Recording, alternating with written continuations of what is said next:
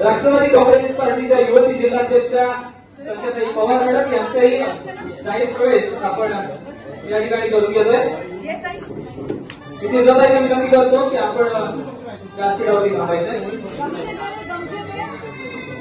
राष्ट्रवादी काँग्रेस पार्टीच्या महिला युवती जिल्हाध्यक्षा संख्याताई पवार यांचं या ठिकाणी स्वागत करतोय। त्याचबरोबर